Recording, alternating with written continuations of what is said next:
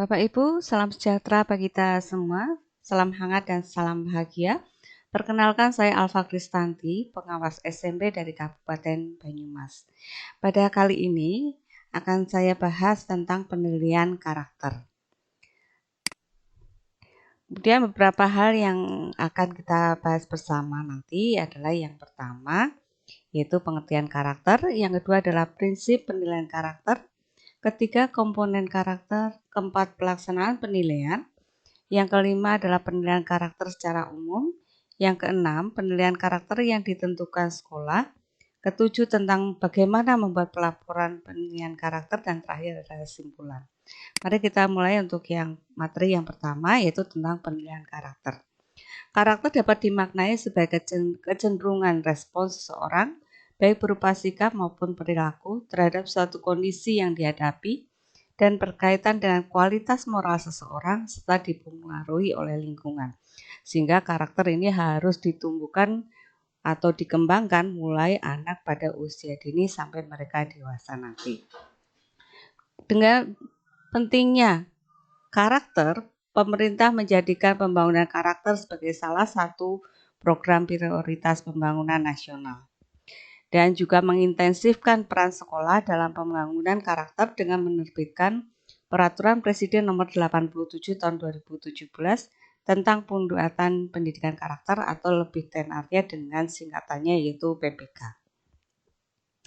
Penguatan pendidikan karakter atau PPK merupakan gerakan pendidikan di sekolah untuk memperkuat karakter peserta didik melalui harmonisasi olah hati, olah rasa, dan olah pikir, dan juga olahraga. Dengan dukungan pelibatan publik dan kerjasama antara sekolah, keluarga, dan masyarakat. Untuk mendukung proses pendidikan karakter, pendidik dan warga sekolah harus mampu memberikan contoh konkret dan teladan nilai-nilai dalam proses pembelajaran di kelas maupun di luar kelas, dalam lingkungan sekolah, melalui proses pembelajaran dan diskusi, pengamatan perilaku model, dan praktek-praktek pemecahan masalah yang menyertakan serta mempertimbangkan nilai-nilai tersebut. Bapak Ibu bisa membaca info lengkap melalui tentang pendidikan karakter. Ini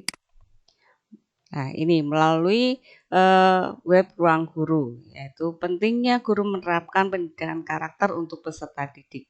Di sini akan dijelaskan betapa pentingnya pendidikan karakter. Bapak Ibu bisa membacanya di sini. Kemudian ada ciri-ciri pendidikan karakter, yaitu bagaimana keteraturan interior, koherensi, otonomi, keteguhan dan kesetiaan. Kemudian yang menjadi panutan yaitu filosofi dari Bapak Pendidikan kita yaitu Ki Hajar Dewantoro. Oke Bapak Ibu, kita lanjut. Bagian yang kedua yaitu prinsip penilaian karakter. Ada beberapa prinsip yang kita pakai atau yang Bapak Ibu harus pakai saat menilai karakter seorang peserta didik. Yang pertama adalah terintegrasi dengan aktivitas belajar peserta didik sehari-hari dalam pembelajaran, baik di kelas maupun di lingkungan sekolah. Yang berikutnya adalah dilakukan untuk keberhasilan proses pembelajaran. Penilaian sebagai dan untuk pembelajaran atau bahasa kerennya assessment as learning and for learning. Yang ketiga adalah multidata. Menggunakan banyak cara untuk mendeskripsikan karakter peserta didik serta berbagai sumber informasi baik primer maupun sekunder. Yang keempat, lintas materi pelajaran, yaitu memandang karakter peserta didik sebagai satu kesatuan utuh sebagai pengalaman belajar lintas mata pelajaran. Yang kelima yaitu edukatif, yaitu memiliki fungsi mendidik, membina, mengembangkan karakter positif peserta didik dan tidak bersifat menghukum. Yang keenam, bersistem, terpadu dengan program sekolah, melibatkan semua unsur satuan pendidikan yaitu tenaga pendukung seperti satpam, petugas kebersihan dan lain-lain, kemudian pendidik, peserta didik, kepala sekolah dan orang tua. Yang terakhir adalah berkesinambungan, yaitu merupakan hasil belajar yang terus-menerus dikembangkan setiap waktu. Untuk komponen karakter, yaitu untuk dapat melakukan penilaian, perlu ditentukan karakter apa saja yang harus dibangun, apa yang akan dibangun, dan nilai atau aspek apa yang sesuai untuk mewakili karakter tersebut. Ada 5 karakter utama, yaitu religius, nasionalis, mandiri, gotong royong, dan integritas. Religius ini berarti mencerminkan keimanan kepada Tuhan Yang Maha Esa. Nasionalis berarti menempatkan kepentingan bangsa dan negara di atas kepentingan diri dan kelompoknya. Mandiri berarti tidak tergantung pada orang lain dan menggunakan tenaga, pikiran, waktu untuk merealisasikan harapan, mimpi, dan cita-citanya. Gotong royong mencerminkan tindakan menghargai semangat kerjasama dan bahu-membahu menyelesaikan persoalan bersama. Yang terakhir yang kelima yaitu integritas, yaitu upaya menjadikan dirinya sebagai orang yang selalu dapat dipercaya dalam perkataan, tindakan, dan pekerjaan. Oke, Bapak Ibu, Pusat Penilaian Pendidikan sudah melakukan identifikasi aspek-aspek atau nilai dari masing-masing karakter dan Bapak Ibu bisa membaca hasilnya seperti pada tabel 1. Untuk religius, itu contohnya seperti ketaatan melaksanakan ibadah, cinta damai, persahabatan, teguh pendirian, ketulusan, percaya diri, dan anti perundungan dan kekerasan, mencintai lingkungan, serta kerjasama antar pemeluk agama dan kepercayaan atau toleransi. Dan nilai utama yang kedua yaitu nasionalis. Aspeknya yaitu cinta tanah air, menghormati keragaman budaya, suku, dan agama, melestarikan budaya bangsa, taat hukum, rela berkorban untuk bangsa dan negara, mencintai produk dalam negeri, disiplin, apresiasi budaya sendiri, menjaga kekayaan budaya bangsa, unggul dalam berprestasi dan menjaga lingkungan. Nilai utama integritas. Aspeknya kejujuran, tanggung jawab, komitmen moral, keadilan, keteladanan, setia, anti korupsi, dan cinta pada kebenaran. Dan nilai utama mandiri dengan aspek etos kerja atau kerja keras, daya juang, kreatif, tangguh tahan banting, keberanian, profesional, dan menjadi pembelajar sepanjang hayat. Nilai utama gotong royong mempunyai aspek komitmen atas keputusan bersama, kerjasama, sikap kerelawanan, musyawarah mufakat, inklusif, menghargai, anti diskriminasi, anti kekerasan, solidaritas, tolong-menolong, dan empati.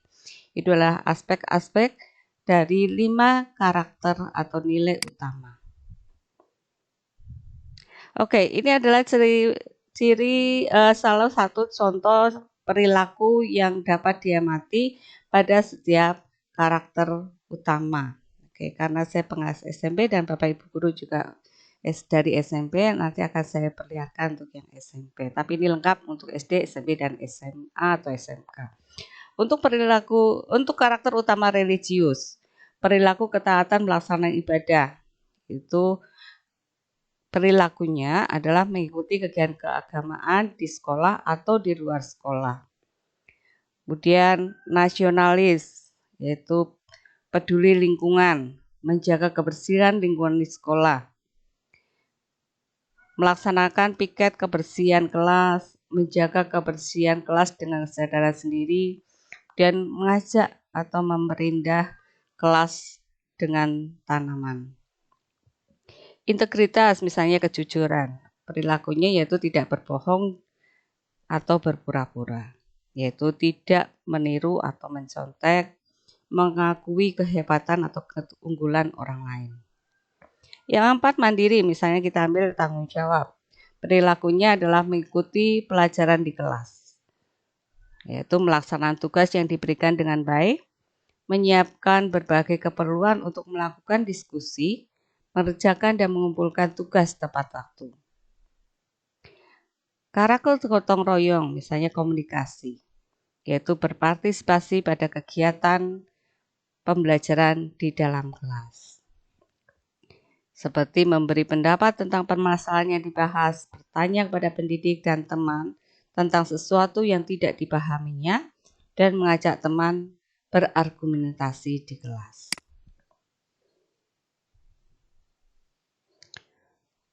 Oke Bapak Ibu, ini adalah ringkasan dari komponen penilaian karakter. Karakter meliputi religius, integritas, mandiri, nasionalis, dan gotong royong. Dan nilai adalah karakter yang akan dibangun, dibina, dan ditanamkan pada peserta didik. Perilaku yang diamati adalah perilaku peserta didik yang menjadi indikator dari nilai yang dibangun, dibina, dan ditanamkan di sekolah. Bagaimana pelaksanaan penilaian karakternya? Pada hakikatnya pendidikan karakter bertujuan untuk menanamkan nilai-nilai dan pengembangan sikap dan perilaku yang baik untuk membentuk karakter peserta didik di sekolah. Dalam pelaksanaannya melibatkan seluruh warga sekolah dengan dukungan keluarga peserta didik untuk menerapkan di luar sekolah. Oleh karena itu, tujuan penilaian karakter yang utama bukan untuk memberi nilai terhadap karakter peserta didik, tapi untuk memperoleh informasi mengenai perkembangan peserta didik, sehingga usaha untuk pengembangan atau penguatan karakter peserta didik dapat dilakukan dengan tepat.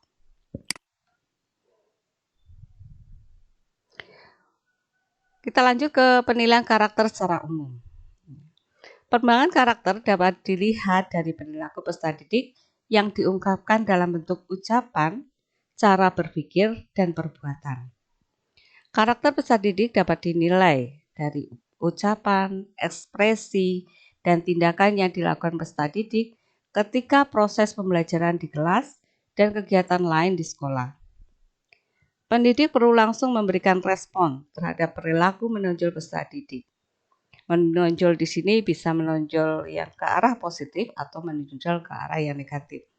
Koreksi untuk perilaku peserta didik yang tidak pantas perlu disampaikan kepada peserta didik secara individual. Dan penghargaan atau pujian perlu diberikan untuk perilaku yang baik atau prestasi yang dicapai peserta didik. Pendidik atau wali kelas hendaknya mempunyai catatan tiap peserta didik sebagai rekaman perkembangan peserta didik. Catatan tersebut berupa informasi perilaku yang tampak atau yang menonjol dari peserta didik, baik yang positif maupun yang negatif.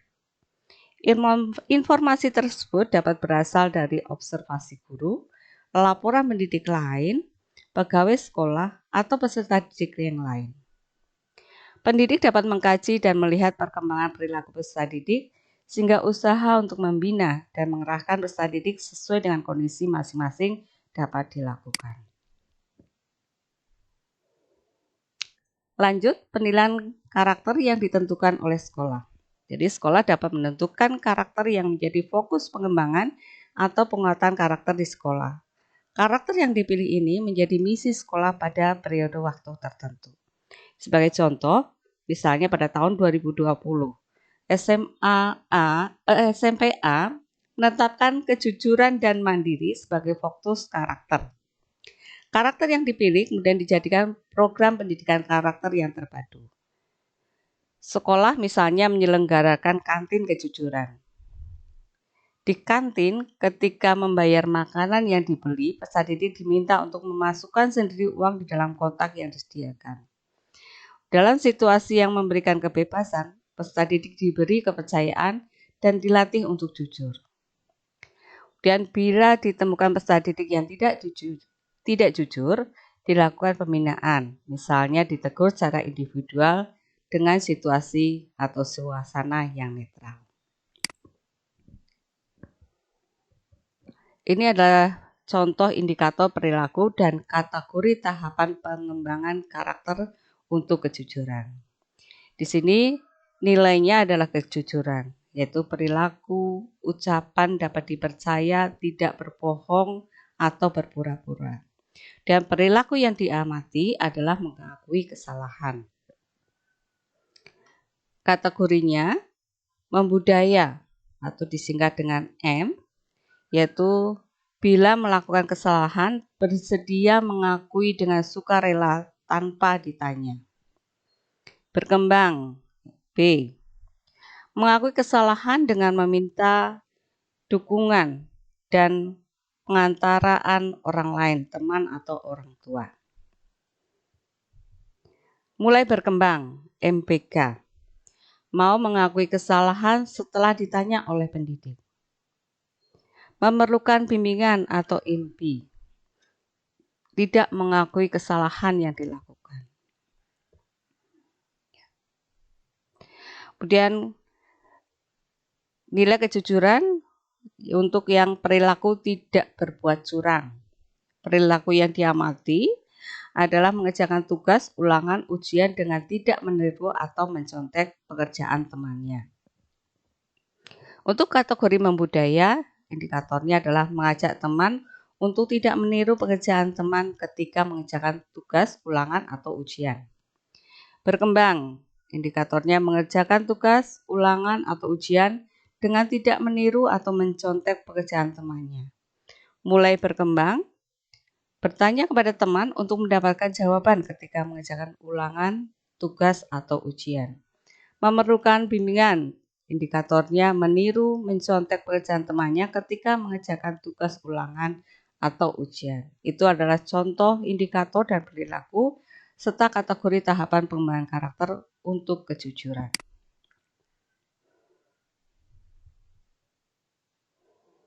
Oke, ini keterangan 4 kategori perkembangan. Kategori memerlukan bimbingan, yaitu peserta didik belum menampilkan perilaku yang dinyatakan dalam rubrik perilaku. Untuk yang mulai berkembang, berarti peserta didik menampilkan perilaku yang dinyatakan dalam rubrik perilaku, tapi belum konsisten. Sedangkan untuk berkembang, berarti peserta didik mulai konsisten menampilkan perilaku yang dinyatakan dalam rubrik perilaku. Sedangkan untuk membudaya, peserta didik selalu konsisten menampilkan perilaku yang dinyatakan dalam rubrik perilaku. Itulah 4 kategori perkembangan beserta penjelasannya. Setelah penilaian, otomatis ada penilaian. Bagaimana cara melaporkan penilaian karakter?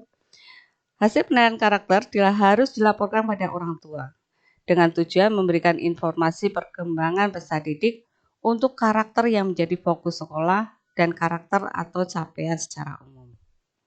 Laporan bisa disusun dalam tabel yang memuat informasi mengenai karakter yang dibangun, perilaku yang diamati, dan capaian peserta didik.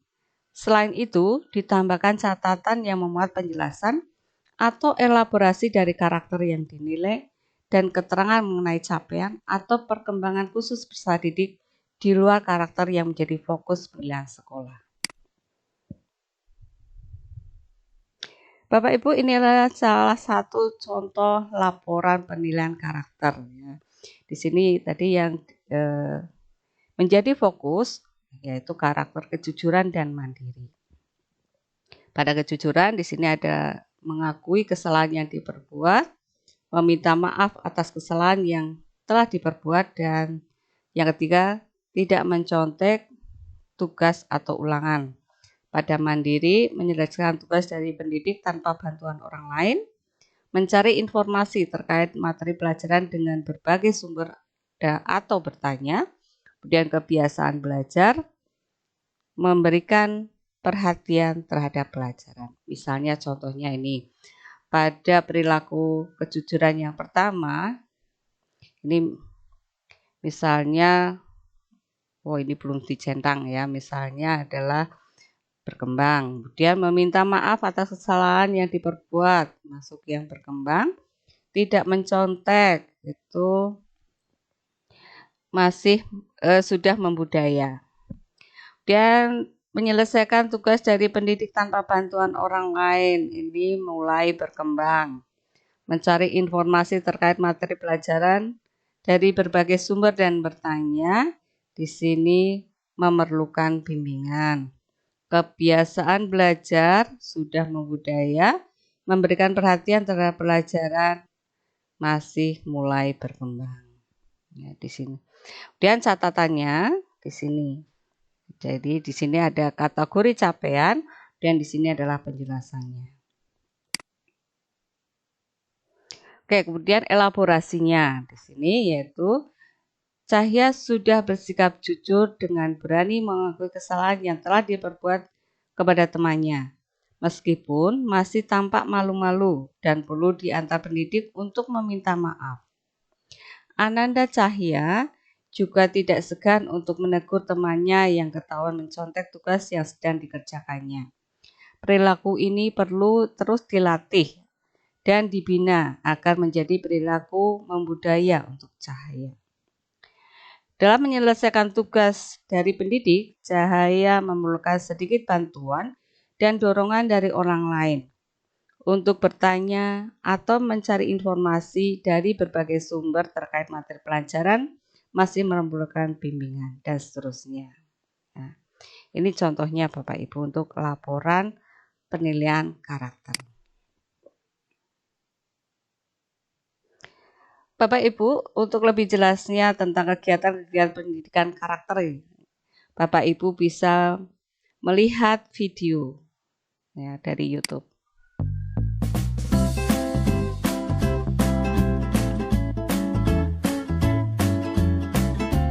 Jadi, kegiatan karakter pada kegiatan intrakurikuler, kegiatan kokurikuler, dan kegiatan ekstrakurikuler.